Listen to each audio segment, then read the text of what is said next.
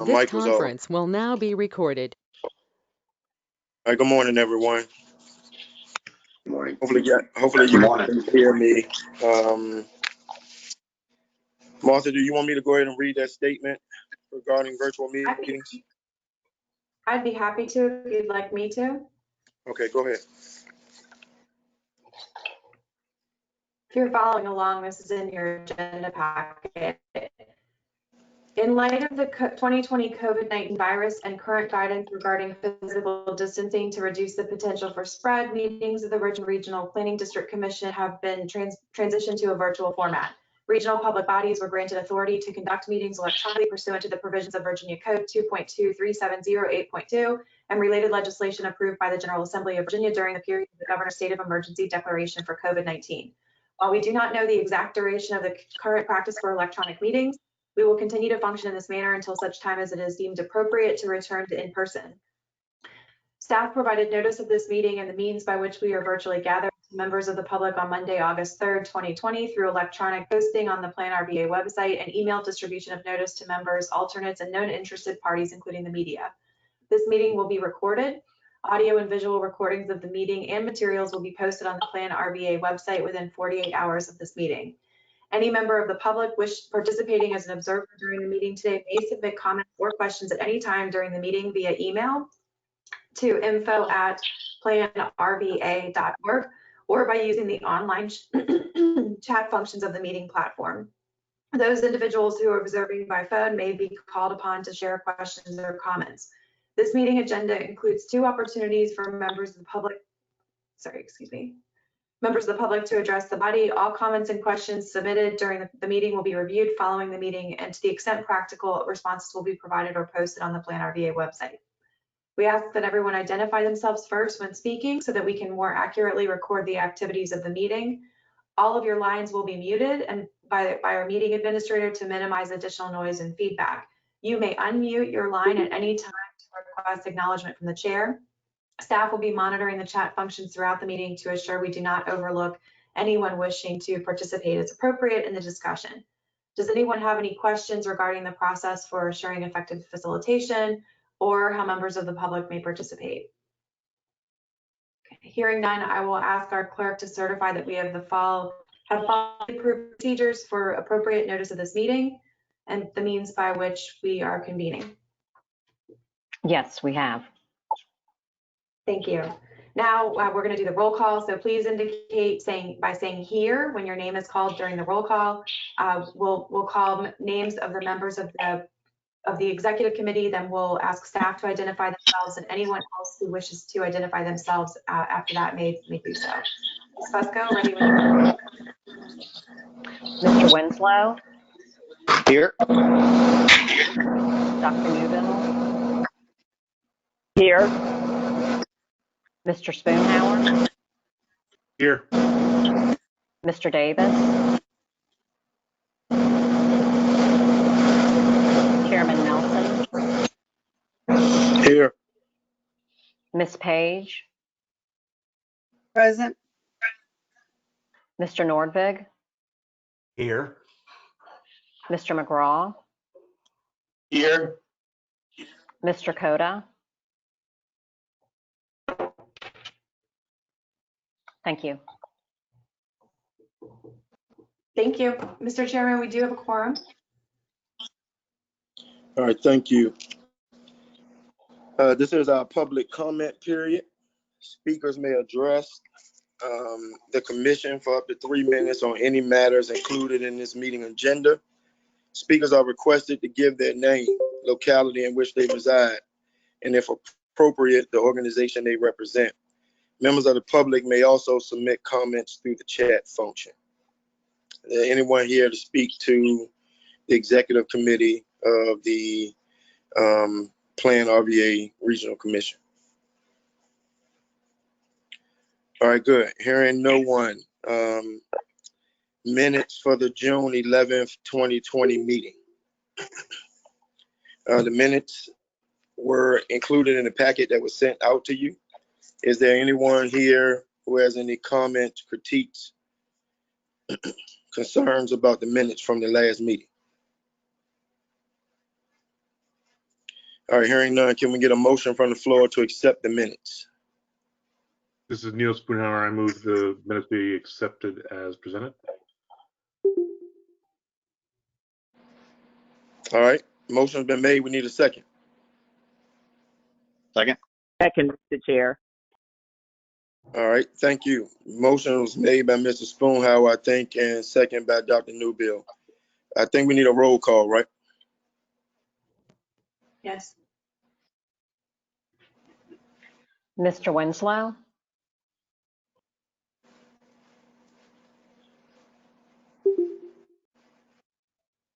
If you're muted, you'll need to unmute so that we can hear your vote. Mr. Winslow, Aye.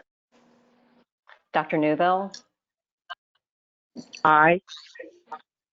Mr. Spoonhour, Aye. Chairman Nelson, Aye. Ms. Page, Aye. Mr. Nordvig. Abstain. I was not present. Thank you. Mr. McGraw. Abstain, I was not present. Thank you. All right, thank you. Seems like the motion has passed. Thank you for that, Diane. We're going to follow the agenda the way it is recorded. So there's a, we're going to move into a charter revisions update. And then after that, we'll move. So the charter revision is, the update for that is old business. So Eric, I'm gonna turn it over to you. Yes, sir, Chairman Nelson, thank you very much. This will only take a moment. Since the last update in May, I have now received input from both the City of Richmond and the County of Chesterfield on the charter revisions, proposed charter revisions, that is. Again, they appear to be consistent with input we've received from the other member jurisdictions. So I think we're headed in the right direction. And with regard specifically to the office location being centrally located versus located in the City of Richmond, the comments were consistent regarding the super vote idea proposed in the charter revisions, that is a member being able to vote all of the votes of the jurisdiction they're representing. The alternate members issue was also agreed to by Chesterfield and Richmond thus far.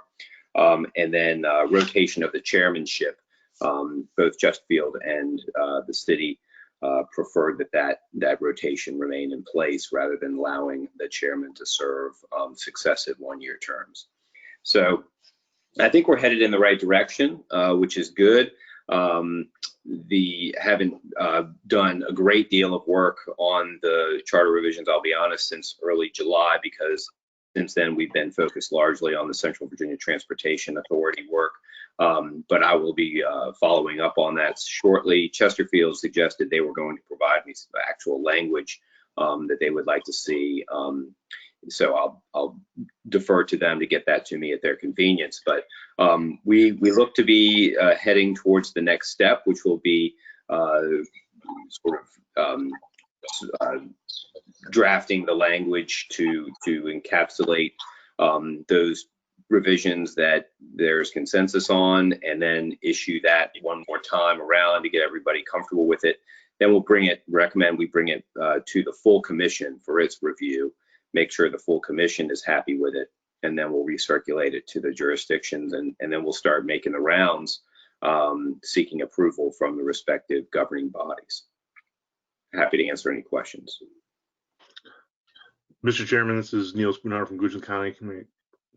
Eric, just are there any localities that you're waiting on feedback from? Maybe I should say, are you waiting on feedback from Goochland County?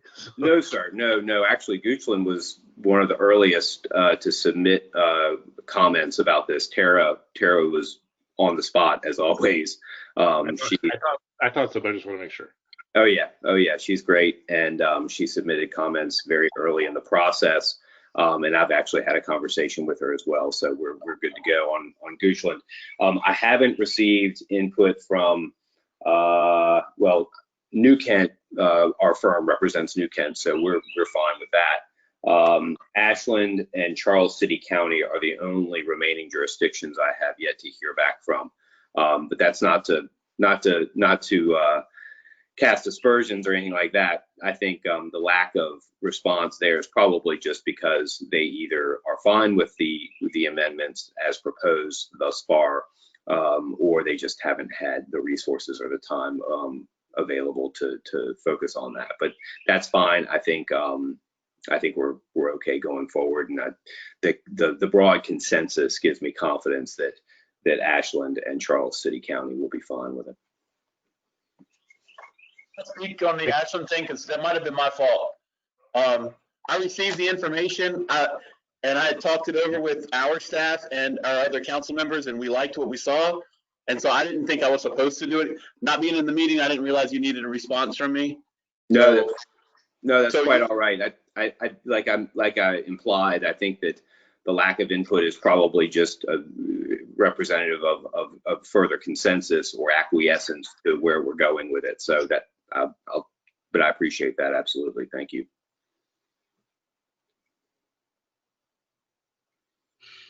Any other comments or questions?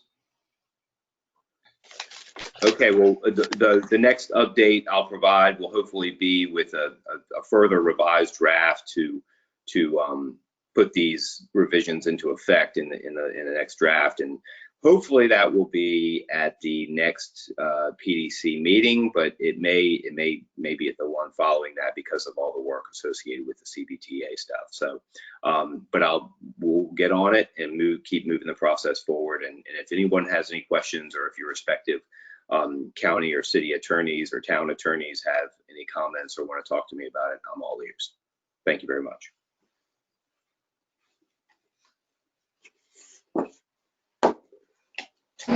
All right, Eric, is that it for you? Yes, sir. Thank you. All right, thank you. I don't think that required a vote, does it? No, sir. No, sir. It does require a vote? No, sir. Oh, okay. All right. All right. Let's move into new business.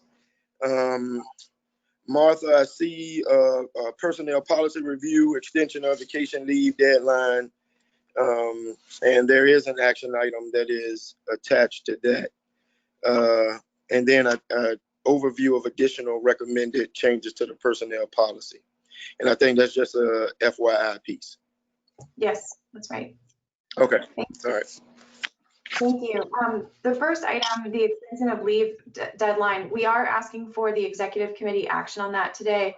This comes from, I think, both at our June full commission meeting, presentation of the budget, as well as some discussions at the finance committee level. Questions whether or not our vacation leave accrual was going to see challenges this year due to staff members who were unable to take leave in light of the COVID and quarantine activities. We do have several staff members who had leave planned earlier this spring, especially who were unable to take that time off. And we think in talking with our staff members, it would be helpful to them if we could extend the deadline, as it were, in our personnel policy for the use of vacation leave in this calendar year from December 31st until June 30th, 2021. The fiscal impact of this is relatively small because the extension lives within the same fiscal year, but it would allow staff members to have a little bit more time to be able to use their earned vacation leave prior to the expiration deadline. And we would request that the executive committee make a recommendation to the full commission to not amend the policy, but approve a waiver of the policy given the circumstances of COVID for the current fiscal year and extend the December 31, 2020 deadline to June 30th, December 31, 2020 deadline to June 30th, 2021, if that is acceptable. If you vote yes on this, the item will be added to the agenda for the commission at the next meeting in September. Okay. Anyone have any questions or comments for Martha? So moved, Mr. Chairman. Say that again, I'm sorry. Said so moved, Mr. Chairman. Okay, all right, motion's been made by Mr. Winslow. Can we get a second? Second, Neil Spoonhour. All right, Spoonhour, seconds. Thank you. Diane, if you don't mind doing a roll call for us. Mr. Winslow, Aye. Dr. Newbill, Aye. Mr. Spoonhour, Aye. Chairman Nelson, Aye. Ms. Page, Aye. Mr. Nordvig, Aye. Mr. McGraw. Aye. Thank you. All right, thank you. That motion has been passed. Martha, you want to go to the next piece? Yes, thank you. This is just an FYI of items that will be coming to the Personnel Committee at some point in time. As a reminder, the Executive Committee also serves as the Personnel Committee.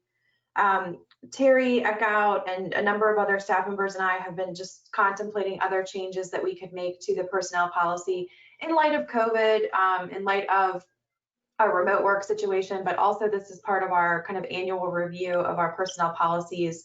We try to get staff members to give feedback at least annually on what's working, what's not working, and what improvements we could make. And as you know, this is an important piece of our retention and recruitment strategy.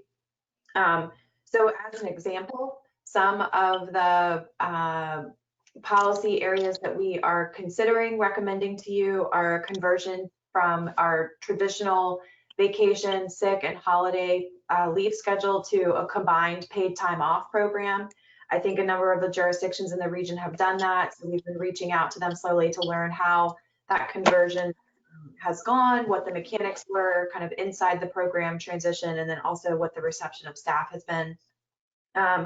We've also been just very recently talking about the possibility of incorporating a leave buyback program, which would enable us to convert earned time unused back to compensation to the employee as opposed to just carrying it over in a carryover account. From a leave liability standpoint with a PTO program, that would be possibly financially beneficial to the agency. We are having administrative conversations about transitioning our flex policy to more of a 410 work week instead. I don't think that we're at the point where we recommend that that would be our total operating model, but we are trying to, again, follow suit with the jurisdiction this time, if that's a possibility for us. Also on the table is version of our semi-monthly payroll to bi-weekly payroll. The financial impact of that is none. It just simply might help with our administrative cost recovery and profit internally. We're still looking into that, and that may or may not end up in a recommendation. And finally, we are our retirement program and maybe more broadly trying to create opportunities for any staff member, but particularly those who are at the latter part of their career who may want to continue employment but are not in full-time capacity. So also the locality program, I think we've seen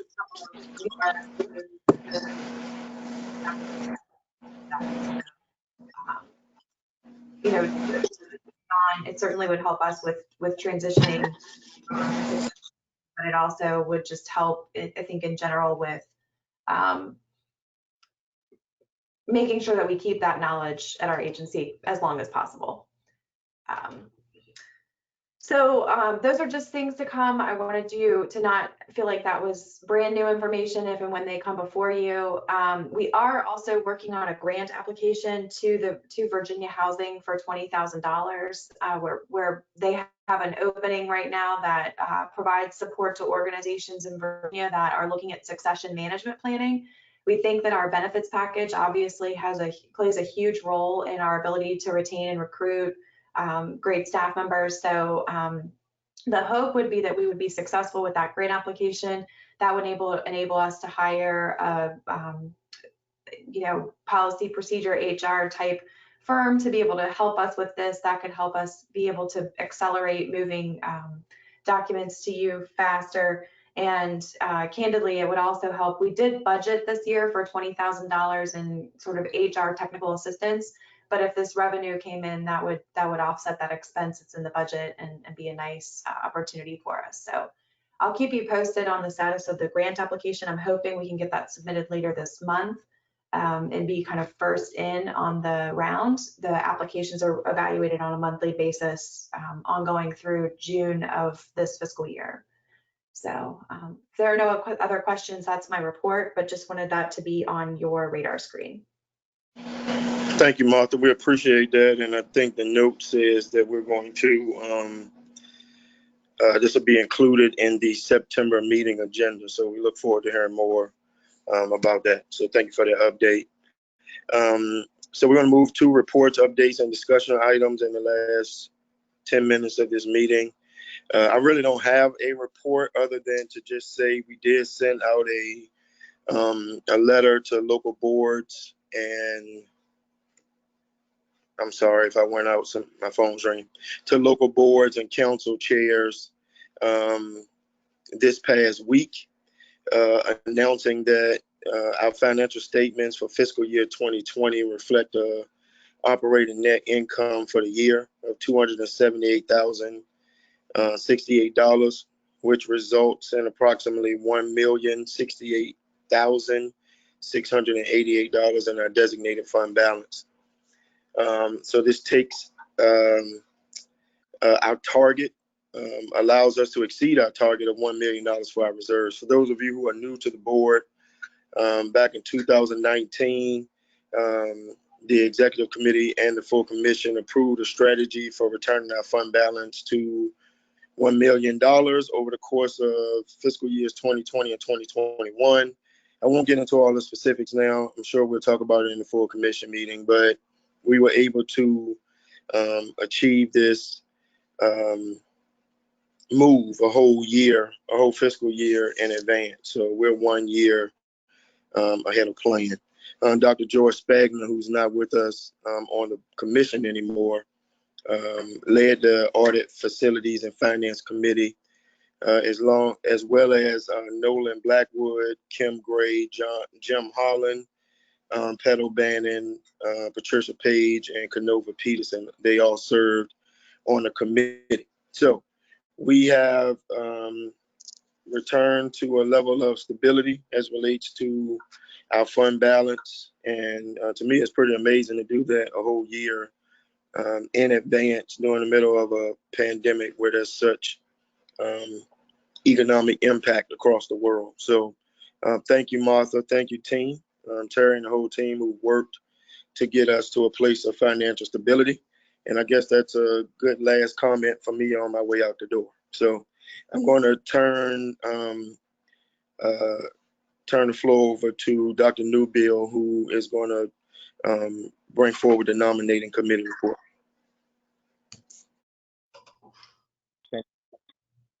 Thank you, Reverend Nelson. The nominating committee did meet. There was follow-up activity per the committee's discussion of the positions. And so I'm going to ask Martha to just give a brief overview, if she would. Absolutely. Thank you. Yes, the nominating committee included Dr. Newbill and Dr. Spagna, and we did meet, and I've been working on the instructions that they gave to me.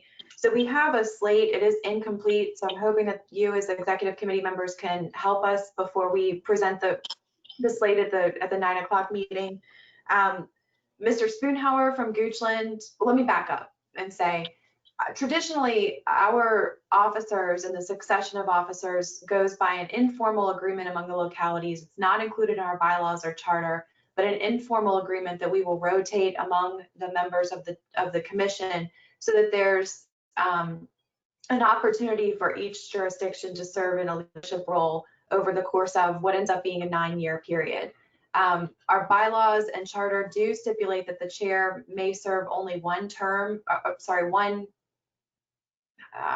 may not serve a consecutive term. So they may serve their term, which is 1 year, and must step away from the role.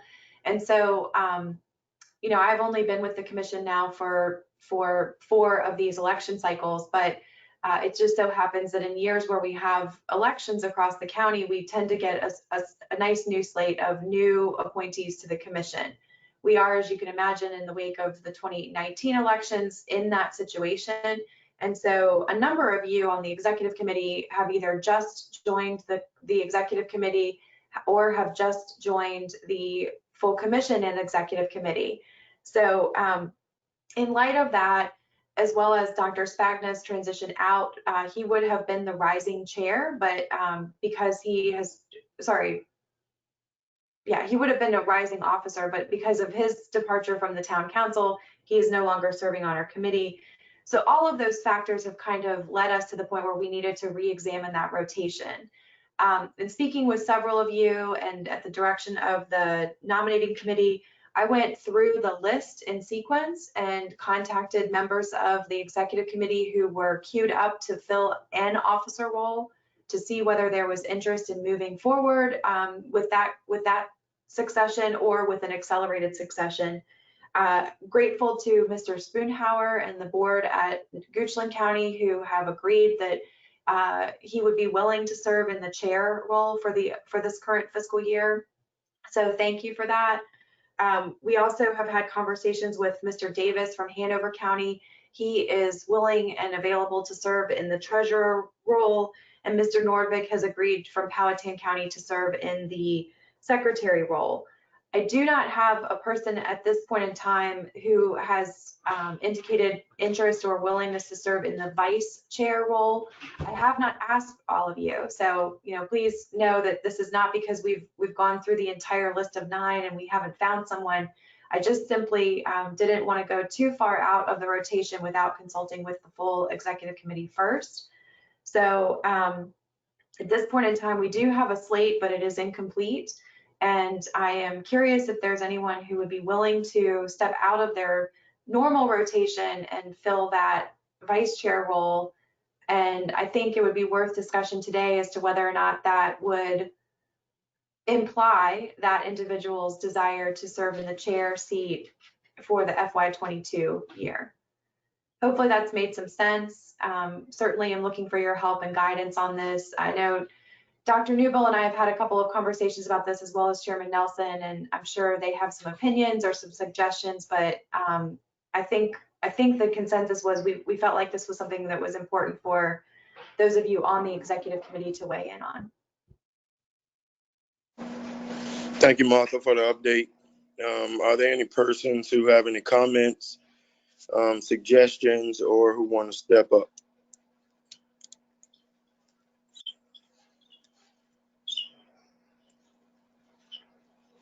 Wow, no one. Well, if there's no one who, I know I'm new to this and I'm willing to serve as vice chair. I just, it's all brand new to me. So whatever you need from me, I'm willing to do so. All right, Mr. McGraw, what locality are you from? I'm Ashland. So it was actually my locality that was actually up to be chair, but when Dr. Spagna decided not to run for re-election, that kind of threw us off of rotation. Yeah. He and I had a long conversation about it, and I agree with him. It needed to be somebody with experience on the board to be chair. So it wouldn't have made sense for me to be brand new learning this whole process and then step up to that point. But all right. All right, so duly noted. Any other question? Any other persons who have any comments? Chairman Nelson, happy to do it as well. Chris Winslow from Chesterfield, obviously served on the main commission for a while, but brand new, relatively speaking, to the executive committee. So same position. Happy to step up if that's the will of the executive committee. Okay. All right. Any other persons, comments, questions, considerations? All right. So now we have two persons who are willing. Do we take this back to a nominating committee? I'm not really sure how this how we move forward with this. Dr. Newbill, you have any suggestions? I would be amenable to bringing it back to the committee if that's your desire, and then we could work, Martha and I, to bring back a set of recommendations after, Right. discussion with the two So- persons who've indicated in interest. Right. So let me ask this question, Martha. So since Dr. Spagna is no longer on the nominating committee and I'm rotating off, could I just fall into his nominating committee spot and help Dr. Newbill bring back something to the executive committee for the next meeting? I defer to Eric. I think Or what do you think, Eric? Yes, sir. You could appoint yourself to the nominating committee. Absolutely. Okay. That sounds a little Thank you. arrogant. It sounds a little arrogant of me, but Not at all. I'll do that though. I'll appoint myself to the nominating committee so Dr. Newbill and Martha don't have to do this alone. So Eric, what do we do with the slate? Do we move forward with the slate? We still move forward with the slate today, minus the vice chair, and then we can make the recommendation for that for the next meeting, or what? You could do it that way, or you could bring the entire slate back to the committee to reconsider it. You could move forward with the slate as it stands, minus the vice chair nomination or recommendation from the committee, or you could move the entire slate forward with recommendations for the full commission to consider both Mr. McGraw and Mr. Winslow for that slot. Certainly don't want to present anything that might cause some heartache or anything like that, but that's a possibility as well. Or Right, or if Mr. McGraw and Mr. Winslow want to consider whether they want to be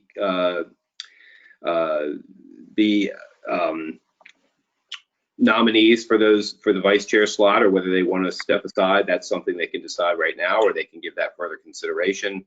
That's up to them. Yeah, Okay. this is Mr. McGraw. I'm willing to let Mr. Winslow, if he's got more experience and he's already been on the bigger committee before, I have no problem y'all moving forward. I was just offering a name because I waited 10 seconds and I didn't hear anybody speak up at first. So I'm happy to step aside and make it the whole job easy on everybody. All right. Well, we appreciate that, Mr. McGraw. I think Chris has been Thank you. on the. I think Chris has been on the full commission for a couple years, and I appreciate you stepping up. I mean, you pretty much learning the commission business and then trying to be the leader of it is a daunting task. So if you are willing to allow Mr. Winslow, are you open to accepting the vice chair today? If it's the will of this body, absolutely, sir. Okay. All right. So do we need a is there some general consensus that we can move forward with, or do we need to take a vote? I don't believe that the executive committee needs to take a vote all necessarily. You would just, Ms.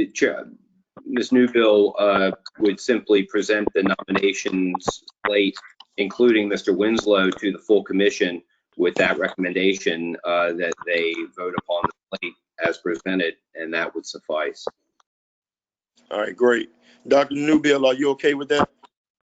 I am, and I'd like to thank Mr. McGraw and Mr. Winslow for your willingness to serve. Thank you. So yes. All right, perfect. So it seems like we have a resolution. All right, we're approaching 9 o'clock. Martha, is there anything that you want to share with us on the executive director report, or is something you want to wait till full commission? We gave a lengthy staff report, so I think if you are interested in what's going on with the staff, feel free to peruse that. I will just simply say that the discussion at the full commission with regard to the offer of support services to the CVTA does come with my request of you all to, at the appropriate time, consider the possibility of our adding additional staff capacity to our team. While we can do the work that we're offering to the Central Virginia Transportation Authority, it would certainly be a relief and a pressure valve release to the staff if we could move forward at some point in time this fiscal year with the new positions that have been discussed previously. This will be a topic at the upcoming Finance Committee meeting before any kind of request comes back to you, but I did again want to put that on your radar screen that we would be very appreciative if we could have that discussion with you about the possibility of additional capacity to take on the existing work that we have in our work program, as well as this potential new work with the authority. Otherwise, I can follow up with folks individually on any issues in the staff report. Okay, thank you. Real quick, so I've got two questions. After the nominating committee report is given, and then we, so do we switch right in the middle of the full commission? Do I continue to lead the meeting, or does the chair-elect take over during the meeting?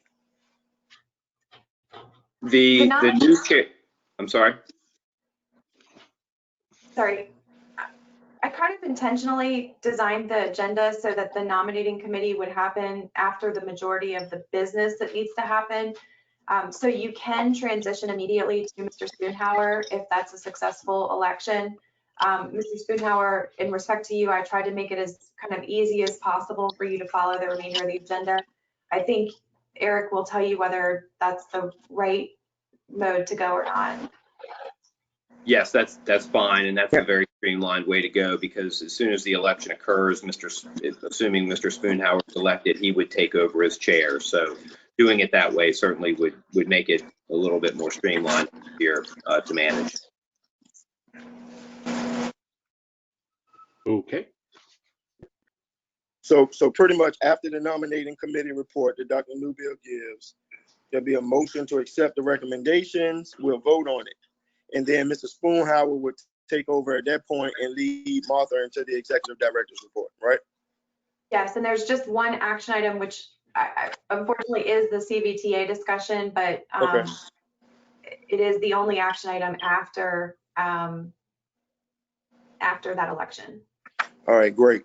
And Martha, should I make note, and I'm sorry that I didn't call you back yesterday, should I make note of doing my executive committee and chairman's report, which is right before the facilities and finance committee report? Is the finance committee going to mention where we are financially? Would it be like taking their thunder if I mention what I mentioned to the executive committee? I think probably you and Mr. Holland will both be welcome to say your comments. I think you're both are due the opportunity to share the good news. So it's okay to talk about the communication. Yeah. All right, perfect. All right, any other comments or concerns from committee members? I've got to read this public comment period note one more time. Anybody have anything that they need to say before we get off the call? I think we should recognize you, Mr. Chairman. I think we should recognize you for your leadership on this body. And certainly, I think everybody's appreciative of it. Very much. Thank you, sir. I appreciate that. I would absolutely concur in that regard. Thank you for your service. Greatly appreciate your leadership. Thank you. Thank you all. Thank you all. I was going to, I'll save my comments to our full commission meeting, but I appreciate that. Appreciate that. Let me read this real quick. Speakers may address the commission for up to 3 minutes of any matters relevant to the body. Speakers are requested to give their name, locality in which they reside, and if appropriate, the organization they represent. Members of the public may also submit comments through the chat function. Are there any persons here from the public to speak to the executive committee of PlanRVA? All right, hearing no one, I'm going to adjourn the meeting at 9:01 and ask you guys to jump over to the full commission meeting so we can start that in a few minutes. Thank you.